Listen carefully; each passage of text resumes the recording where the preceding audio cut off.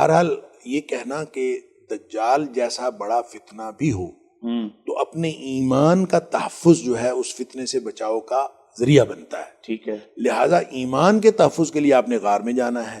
آج کے دور میں کوئی غار نہیں ہو سکتا.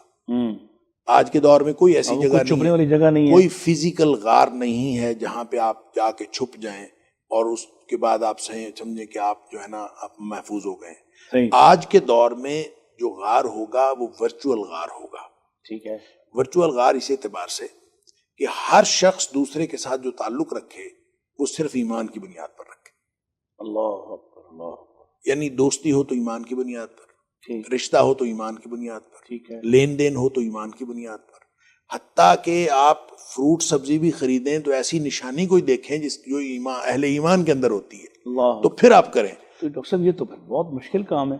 نہیں, یہ دیکھیں اتنا مشکل نہیں ہے. جب آپ اپنی ترجیح ایمان کو بنا لیں گے تو پھر آپ کا پورا تعلق اس سے ایک ایسی کمیونٹی ڈیولپ ہو جائے گی. ایک ایسی کمیونٹی ڈیولپ ہو جائے گی کہ جب آپ کا تعلق ہر بندے سے صرف ایمان کی بنیاد پر تعلق ہے.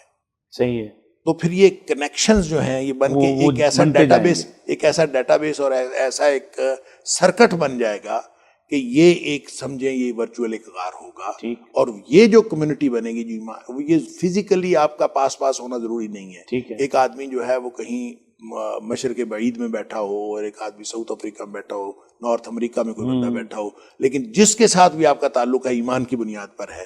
تو جب یہ ایمان کی بنیاد پر لوگ آپس میں رشتے کریں گے, تعلق رکھیں گے, تو یہ جو ورچوئل کمیونٹی بنے گی یہ اللہ تعالیٰ اس ایمان کی برکت سے, ایمان کے تحفظ کی برکت سے اللہ تعالیٰ ہر طرح کے دجالی فتنے سے محفوظ رکھے گا. وہ دور جدید کا اب کا فتنہ ہو یا دجال کے دور کا فتنہ ہو, ہر طرح کے دھوکے سے اللہ تعالیٰ محفوظ رکھے گا. جتنا زیادہ آپ ایمان کو بچاتے جائیں گے, اپنا محفوظ بناتے جائیں گے, اتنا زیادہ آپ ان فتنوں سے محفوظ ہوتے جائیں گے. میں ایک وقفہ لے لوں, اور آپ نے اپنی بات میں ہی کہہ دیا رشتہ داری اور تعلق داری کے اعتبار سے, تو رشتوں کے حوالے سے بھی اس طرح کا ایک فتنہ ہمیں درپیش ہے. اس پر ہم وقفے کے بعد انشاءاللہ بات کرتے ہیں.